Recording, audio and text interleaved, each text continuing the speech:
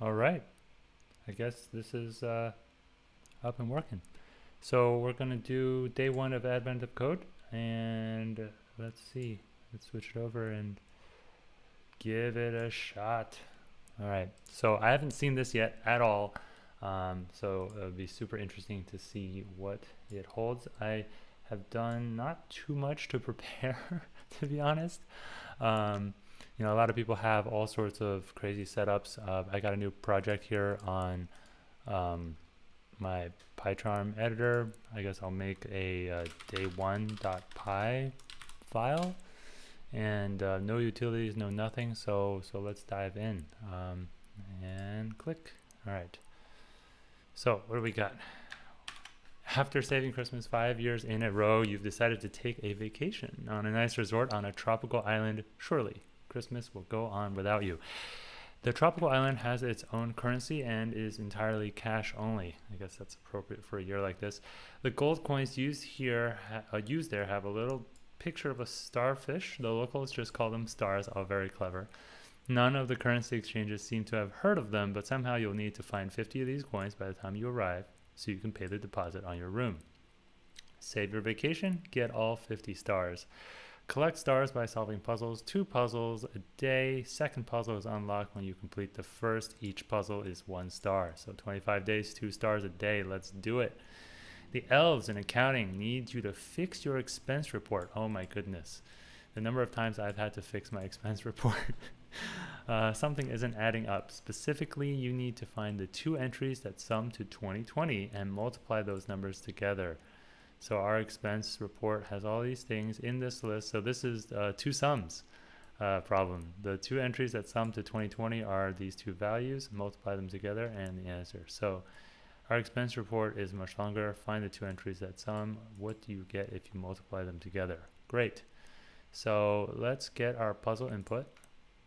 I'm going to open this in a new tab and see, it's not terribly long. I should be able to select all of it, and let's go over to PyCharm and make a new file. I'll call it day1input, I guess, .txt, and paste that in there. I got 200 values. I might add a new line at the end here just to make the file parsing kind of easier for myself. So we called this day1 input. So let's do def main day1 input. So with f as, I always get this backwards, with open day1 input.txt as f. 1 second here. Then we're going to go through each line. So we say line equals, what is it? Not line equals. For line in f line, we're going to convert that from an int to an int. And let's have a list that we're going to put that all into. And so I guess we actually don't need to, yeah, it'll work. I was thinking of read lines. But let's put our ints as a list, ints.append. We're going to append all those integers, and then we have our integers. Okay, so now we need to go through ints, and let's see, maybe we'll just do value in ints. We want to see, does a number sum up with another number? If I remember correctly, the way toSum usually plays out, to make it not be n squared, we wanted it, not that it would matter because there's only 200 values, but we wanted to see if a value, what is it? You subtract it from 200, you take value 200 minus value to see if any value inside of the list is exactly that. And we only need to look ahead, so it becomes smaller and smaller, the search zone, if I remember correctly. So then we are what is it? So our ints from, oh, and then we should do I then. We should do range of length. And we can do ints at from where we are till the end equals, not equals, but you know, has, if anything is in there. If this is in ints 200 value is in ints, then we can say wow, that didn't, is not happy with that. If 200 minus value is in ints, and value of course is ints at I, and if anything is inside, okay, so it's just the spacing issue.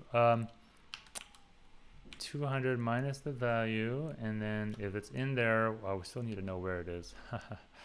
Find index, find. Well, if it's there, then we know what the two are. Then we can just do value times 200. Whoa, 200 minus value, and we can just return that. And that might do it. We go through, and I'm gonna print it out just to sanity check myself. So put a comma here, and we should run, call main, and run day one. That's not great. Okay, so we didn't find anything.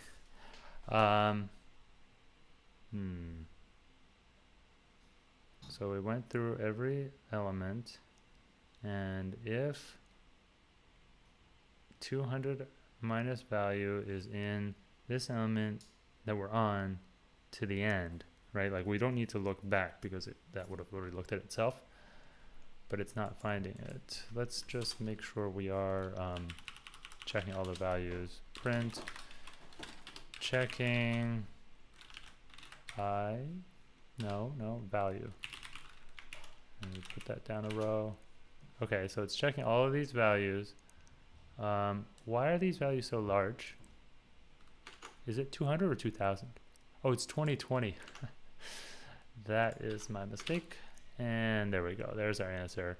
And I guess the product of that is really what I did not print the outcome. We'll get rid of this. And there's our product, 9159. So that is part one. And that is not the right answer. Good stuff. So let's go and look at what I did wrong. Yeah, those two values do look really low. Why is that? Oh, because it's still 200 minus value. Ooh. All right. There we go. Little goof up there. Typos. You gave your answer too recently. Oh, I have to wait 35 seconds. All right, so yeah, this is why we have to be careful with our yeah. Probably should have assigned a variable to that. Who knows? Maybe that'll come in handy later, right? So I'm gonna call this day one function in case I need it later, or I can modify it later. And maybe I call this day one, part one, right? Make sure that still goes. All right. Any luck with this timing thing? All right, 1 gold star. Let's continue to part 2. They're thankful for your help. One of them even offers you a starfish coin they had left over from a past vacation. If you can find 3 numbers and you're in the same criteria, using the example above, again, the 3 entries that sum to, the 3 entries that sum to 2020. So these 3 add together. Okay, this is a little bit trickier, right? You want, what is the product of the 3 entries? So we need a more general approach here. So we have to, we don't want to check every single known combination because that would be the worst, where we end up with n cubed, which, you know, probably would work, honestly, brute force style. And but in terms of best practices to not end up with a triple for loop, I mean, we can at least say that interesting. You know what occurs to me? Total. If I change this to total,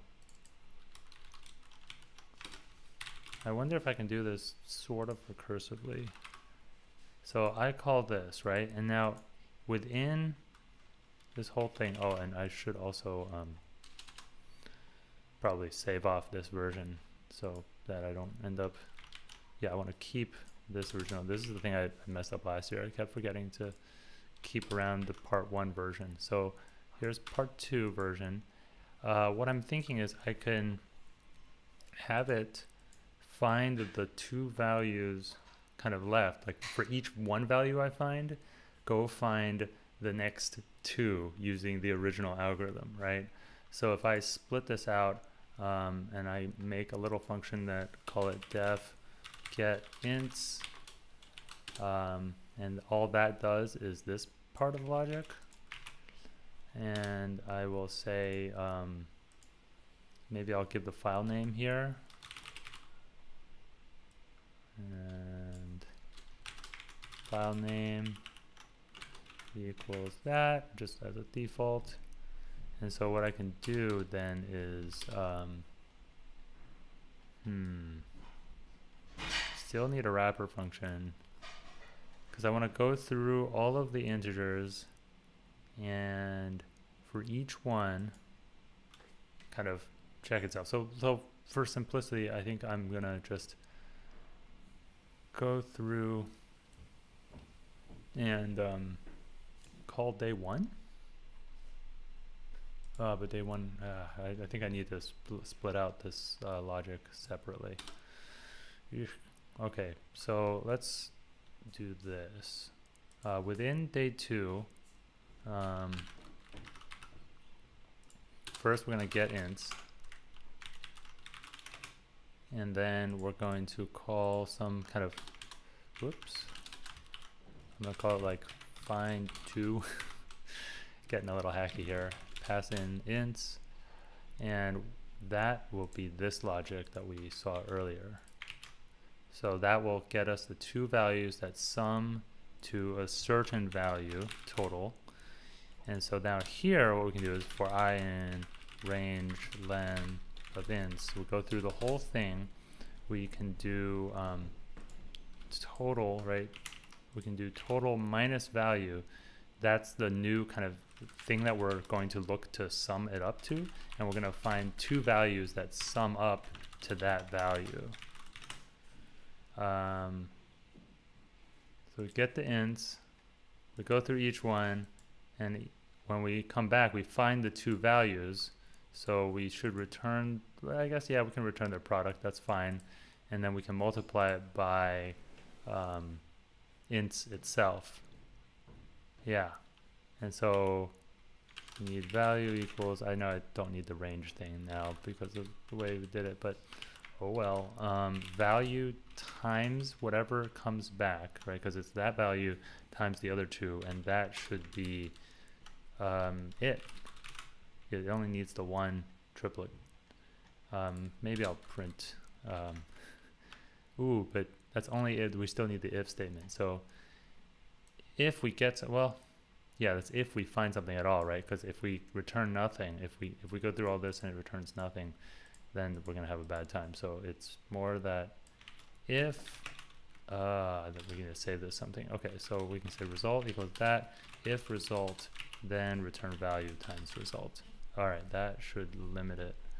And we should say that's the product. Again, I want a sanity check, and I'm gonna print out value. None type has no attribute len. That is, ints is a none type. That's great. What did I do wrong here? I didn't return ints. All right, so we fell apart before we even got started. And we got a couple of things coming out here. I never called part 1, part 2. I'm gonna comment out this just to remove that. So it looks like the three numbers are these three. Does that add up to 2020? That's the first question. So plus, okay, that does add up to 2020. The other question is, are we sure it's in the file? The first two numbers, because that second number is from subtraction, but we kind of know it should work, right? But let me just check. 92. Okay, so 92 is in the file, and the other two, they're 3-digit numbers. I think that'll work. All right, let's give it a shot. This is a big number. Hopefully, we don't have any overflow issues. All right, and that's it. That's the 2 stars. So I guess that's a wrap for today, and we'll come back. We'll come back tomorrow for day 2. All right.